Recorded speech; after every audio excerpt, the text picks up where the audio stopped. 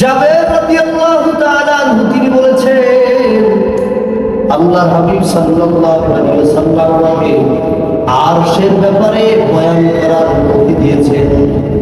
কারণ আরশ এমন একটা বিষয় যে বিষয়ে মুখ খোলা সবার পক্ষে সম্ভব না, কারণ গভীর জ্ঞান না থাকতে বিষয়ে কথা বলা যায় না।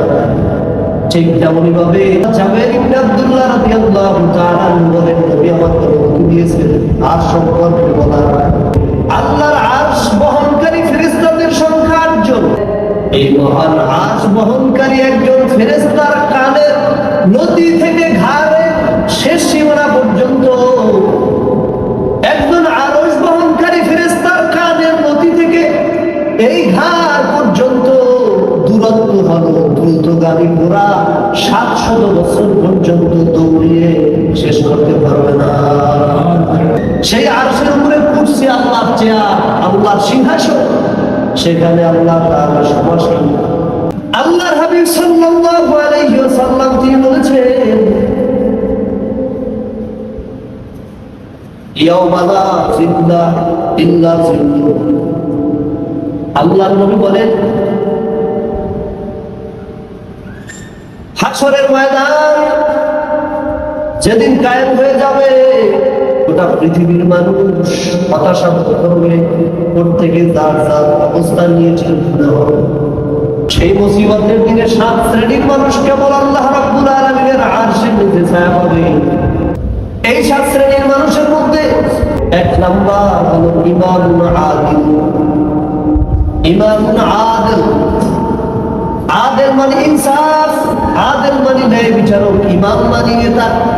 ইমামুন আদিল মানে ন্যায় পরায়ণ বাদশা। এখন বলবেন হুজুর বাংলাদেশের বর্তমান প্রধানমন্ত্রী তো তারেক রহমান, তিনি তো মনে হয় ইমামুন আদিল শুধু।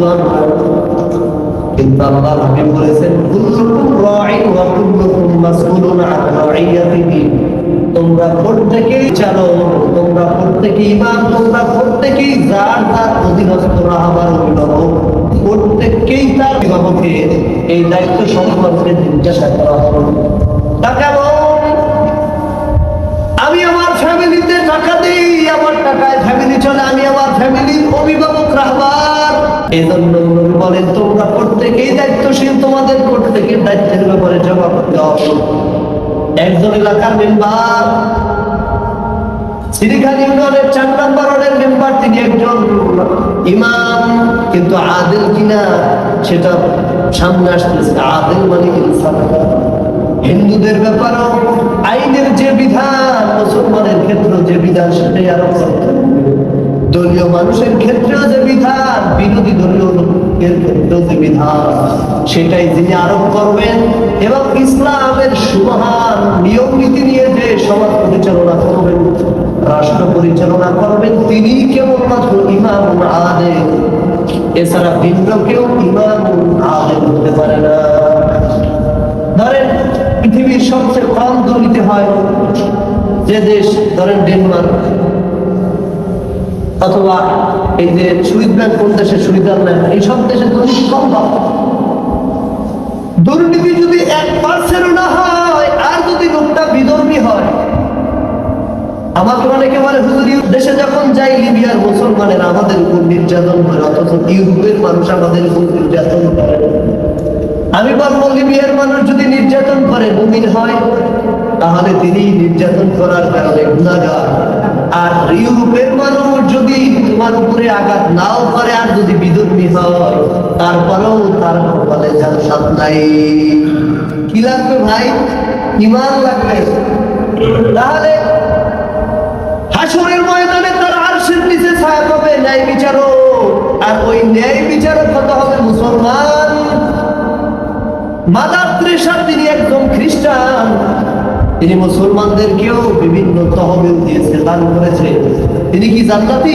দুনিয়াতে সে প্রশংসার দাবি রাখে, কিন্তু তিনি যতই ভালো হন, তার কপাল ঈমান নাই, আর ঈমান না নিয়ে মারা যাওয়ার কারণে তিনি জান্নাত না। ঠিক ১ নম্বর ইমামুন আদিল। প্রত্যেক মেম্বার, প্রত্যেক চেয়ারম্যান, প্রত্যেক উপজেলা চেয়ারম্যান, প্রত্যেক মেয়র, প্রত্যেক সিটি কর্পোরেশনের মেয়র, প্রত্যেক এমপি, প্রত্যেক প্রধানমন্ত্রী, প্রত্যেককে যদি ইমামুন আদিল, ইমাম হয়েছে, নেতা হয়েছে, কিন্তু আমরা কেউ এখানকার সমাজের দায়িত্বে নাই, কিন্তু প্রত্যেকের পরিবারের অভিভাবক। আর এই পরিবারকে যদি ইসলামের সুবহান নীতি অনুযায়ী চালাতে পারি, তাহলেও আমরা হাসরের ময়দানে আল্লাহর আরশের নিচে ছায়া পাবো।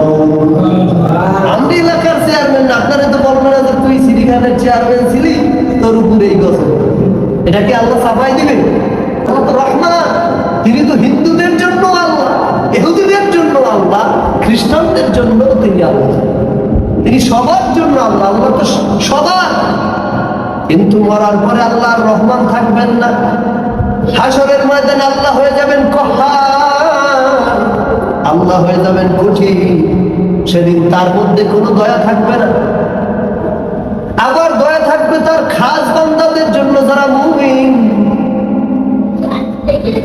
আল্লাহ তাআলা নবী বলেন, কামা তারাউনাল কমারা লাইলাতুল বাদর, কিয়ামতের দিন আল্লাহ তাআলা তার খাঁটি বান্দাদের সাথে সরাসরি সাক্ষাৎ করবে।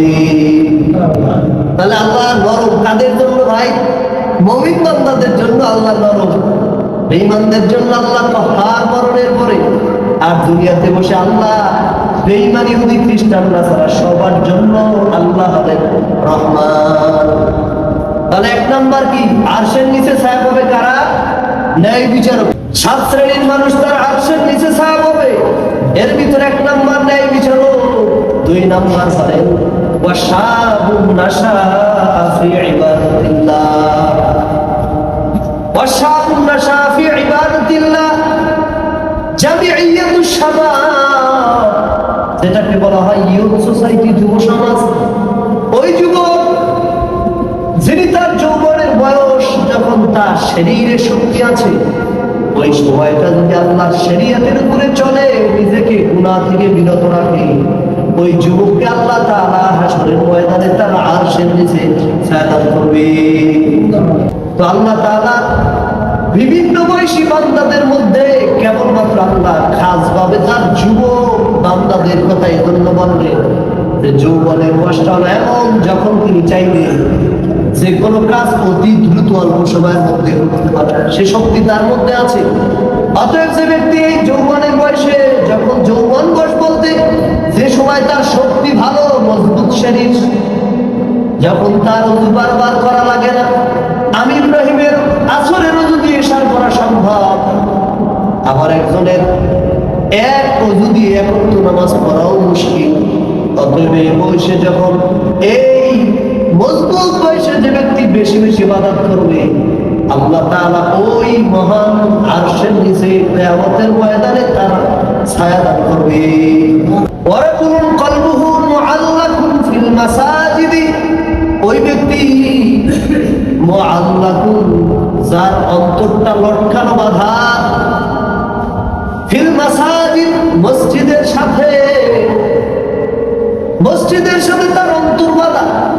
তার মানে হলো, আমি এখানে, আমি যাকে মহব্বত করি, সে যদি আমেরিকাও হয়, ভারত হয়, ঢাকাও যদি হয়, আমার মন তার দিকে। কি আপনাদের এমন হয় না? একজনের ছেলে বিদেশ, যদিও আমাদের মাঝখানে তিনি এখন বসা, তার অন্তর, ছেলে কি জুমায় গেল নাকি? একজনে বাড়িতে কাজ করে, তার চিন্তা হয় তার সন্তান প্রাইমারি স্কুলে কি হালতে আছে, তার চিন্তা। অর্থাৎ ফজরের নামাজ পড়ে বান্দা মুসল্লি বাড়িতে যাবে, কাজ করবে, ক্ষেতের মধ্যে কাজ করবে, অফিসে কাজ করবে, বিভিন্ন জায়গায় কাজ করবে, মেশিন চালাবে, অটো রিক্সা চালাবে, গাড়ি চালাবে, কাজ চালাবে, কিন্তু তার চিন্তা হবে মুয়াজ্জিন সাহেব কোন সময় আযান দেবে, আবার যোহরের নামাজের জন্য সে প্রস্তুত হয়ে যাবে। মুআল্লাকুন ফিল মাসাজিদি, মানে এই না যে মসজিদের ভিতরে সারাদিন বসে থাকো, তোমার আর কোনো কাজ নেই। এর নাম কি মুআল্লাকুন ফিল মাসাজিদ। তুমি যেভাবে মসজিদে বসে থাকে, এইভাবে যদি সবাই মসজিদে বসে থাকে, তাহলে পৃথিবী তো স্টপ হয়ে যাবে। তার মানে হলো, আমি এইটা বুঝাতে চাইতেছি যে সবাই যদি মসজিদে বসে থাকে তাহলে হবে না। আল্লাহ তাআলা কোরআনে সূরা জুমার মধ্যে আল্লাহ বলেন, ফাইদা কুদিয়াতিস সালাতু ফান্তাশিরু ফিল আরদি ওয়াবতাগু মিন ফাদলিল্লাহ ওয়াযকুরুল্লাহা কাসীরান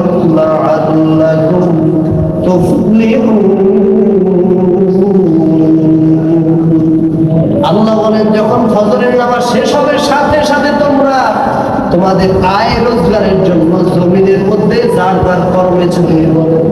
তার আগে মসজিদে বসে থাকতে বলছি আমি, অর্থাৎ আপনি ফজরের নামাজের পর চিন্তা করবেন আমি যেখানেই থাকি না কেন, বসে থাকি আর কাজে থাকি, জোহরের নামাজের আজান হলে আমার কাজ সেরে মসজিদে আবার হাজিরা দিতে হবে। এই তিনটা বললাম। 7 শ্রেণীর মানুষকে আমার আল্লাহ তার আরশের নিচে ছায়া দান করবে।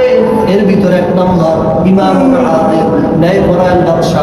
2 নম্বর ওয়ারাজুলুন কলবুহু মুআল্লাকুন ফিল মাসাজিদি, ওই ব্যক্তি যে তার অন্তরটা মসজিদের সাথে মিলে রাখে, লটকায় রাখে, সব সময় মসজিদের কথা স্মরণ থাকে। আর একটা হলো ওয়াশাবুন নাশাআ ফি ইবাদাতিল্লাহ, ওই যুবক যখন তার শরীর ভালো সুস্থ শরীর, ওই সময় তার সময়টাকে মূল্যায়ন করে আল্লাহ তাআলার শরীয়তের উপরে জীবন কাটায় দেয়।